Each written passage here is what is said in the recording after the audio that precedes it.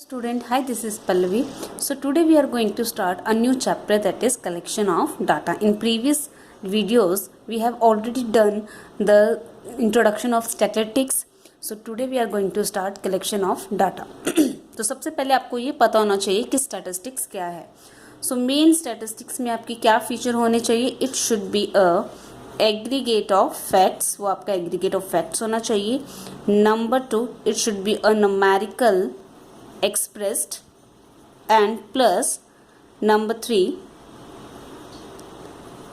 it should be a comparable, placed in relation to each other. जिसमें ये main 3 feature है वो आपका क्या है, स्टैटिस्टिक्स है. ठीक है ना, मतलब सिंगल टर्म आपकी स्टैटिस्टिक्स मतलब जो भी डाटा है वो कंस्टिट्यूट नहीं करता. वो क्या होना चाहिए, न्यूमेरिकल होना चाहिए, ना कि क्वालिटेटिव एक्सप्रेशन होनी चाहिए. ठीक है ना. देन वो कंपेरेबल भी होना चाहिए. तो जैसे कि there are 8 sugar mill in Haryana and 20 in Punjab. तो क्या है, ये एग्रीगेट ऑफ फैक्ट्स भी है, न्यूमेरिकल एक्सप्रेस्ड भी है 8 और 20, और ये कंपेरेबल भी है. हरियाणा किससे कंपेयर हो रहा है, पंजाब से. एंड देन उसके बाद है 20% of the people in the working age group are unemployed in India compare to 2% in USA. तो ये भी क्या है, कंपेरेबल भी है, न्यूमेरिकल भी है और एग्रीगेट ऑफ फैक्ट्स भी है. Then of the total cattle population of the world 50% belong to India. तो मतलब इसको इंडिया को किससे कंपेयर किया है, वर्ल्ड से कंपेयर किया है. ठीक है ना. So the present chapter focus on the collection of data including the sources and the method, कि आपने डाटा कहाँ कहाँ सोर्स से कलेक्ट करना है और उसके मेथड्स क्या होंगे डाटा कलेक्टिंग के. But before that we must know how do we collect the data. उससे पहले आपको पता होना चाहिए कि डाटा कैसे कलेक्ट होता है. And for a student of economics the purpose of data collection to understand, analyse and explain the social economic problem. ठीक है ना. आप एक अगर इकोनॉमिक के स्टूडेंट हो तो आपका पर्पस भी होना चाहिए डाटा कलेक्शन का, ताकि आप उसको अंडरस्टैंड करो, एनालाइज करो, और कोई सी प्रॉब्लम रिलेटेड को ही आप डाटा कलेक्ट करोगे ताकि आप उसकी कोई सोल्यूशन दे सको. For example the problem of unemployment and the problem of poverty. ठीक है ना. तो अगर आपकी इकोनॉमिक प्रॉब्लम है, आप इसके रिलेटेड डाटा कलेक्ट करोगे, आप उसको एनालाइज करोगे, तभी आप उसकी क्या दे सकते हो, सोल्यूशन प्रोवाइड कर सकते हो. सो आपके क्या सोर्सेज हैं, primary and the secondary sources of data. So primary source and secondary source basically है क्या, डाटा जो आप कलेक्ट करते हो ओरिजिन से वो आपका प्राइमरी सोर्स है, और जो data collected from an existing institution और एजेंसी वो आपका क्या है, सेकेंडरी सोर्स है.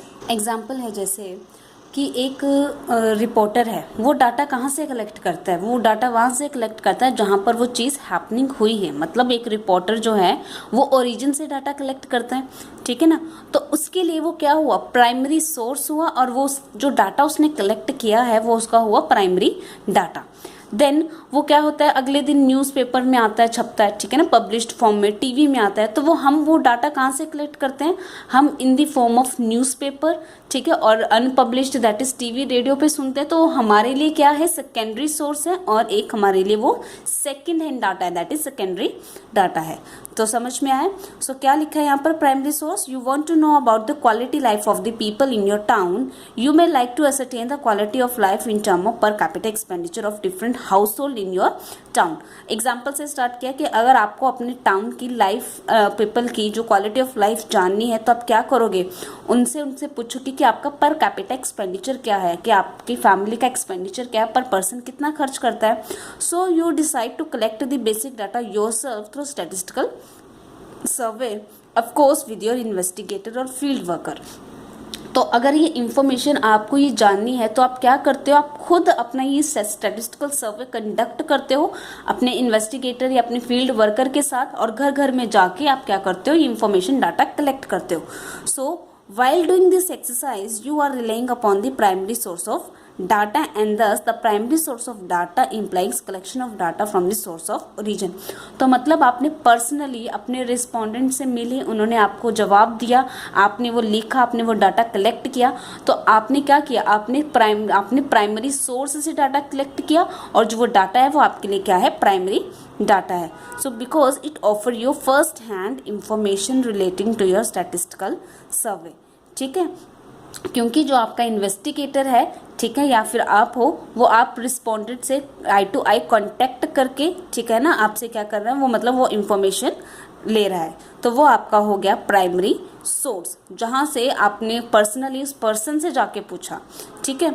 सो नेक्स्ट क्या है, तो 1 मार्क्स आपका बन जाता है कि primary source of data collected of data from its origin, अगर आप ओरिजिन से कलेक्ट करो, and it offer you a first hand quantitative information relating to your statistical study. Then है आपका सेकेंडरी सोर्स।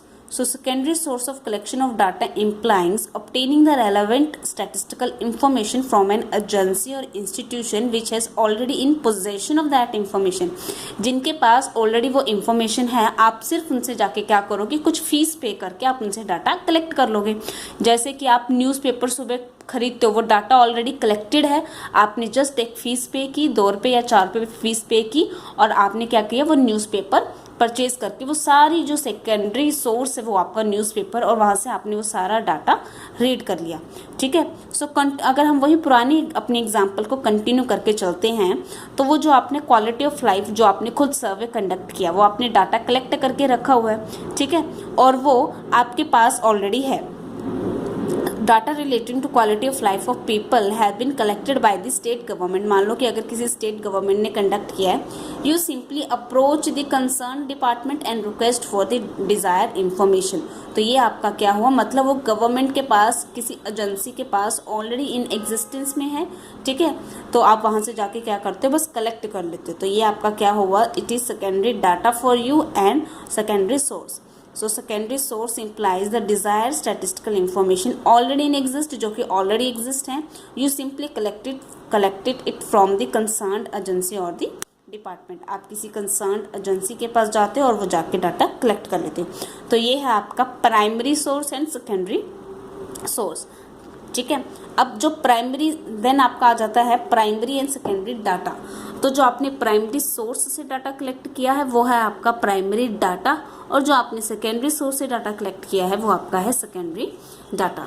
सो क्या लिखा है, data collected by the investigator for his own purpose for the first time from beginning to end are called primary data, and these are collected in the form source of origin. और in other word आप क्या कह सकते हो, data originally collected in the process of investigation are known as primary data। Then secondary data are those which are already in existence and which have been collected from some other purpose than answering of the question in hand। तो secondary data क्या है, जो कि already क्या है, exist है, और जो कि collected है for other purpose, वो already collected है किसी और purpose के लिए, ठीक है। सो आपको क्या करना है, वहाँ से जस्ट डाटा कलेक्ट करना है। So data collected by other person is also called the secondary data, और इसलिए हम इसलिए क्या बोलते हैं, therefore this called short hand second hand data, obviously since the data have already been collected by somebody else, क्योंकि किसी और ने डाटा ऑलरेडी कलेक्ट करके रखा हुआ है। These are available in the form of published और अनपब्लिश्ड रिपोर्ट, जैसे newspaper. For example data relating to Indian railway which are annually published by the railway board, ठीक है ना। अब रेलवे बोर्ड जो है वो हर साल क्या करता है, एक डाटा पब्लिश करता है रेलवे के बारे में, तो ठीक है, वो आपको पब्लिश करके एक मैगजीन की फॉर्म में देता, आप जस्ट कुछ फीस पे करके वो मैगजीन परचेज करते, तो वो आपके लिए वो सेकेंडरी सोर्स है, वो सेकेंडरी डाटा है, ठीक है। उसके बाद हम अपना करते हैं the principal difference between the primary and the secondary data. Number 1, originality. Obvious है कि the primary data is original because these are collected by the investigator from the source of origin, और जो आपका सेकेंडरी डाटा है वो already exist है, इसलिए इसको हम ये ओरिजिनल नहीं है।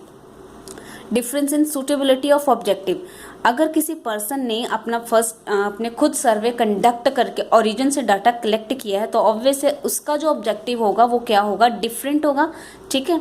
लेकिन हमारा ऑब्जेक्टिव क्या हो सकता है, डिफरेंट हो सकता है। तो फिर मैं उस डाटा को कलेक्ट अपने सेकेंडरी सोर्स से, एग्जिस्टिंग एजेंसी से डाटा कलेक्ट तो कर लूँगी, लेकिन अगर मेरा ऑब्जेक्टिव कुछ और हुआ तो मैं उसे थोड़ा सा चेंजेस करके अपने अकॉर्डिंगली वो डाटा यूज़ कर सकती हूँ, ठीक है।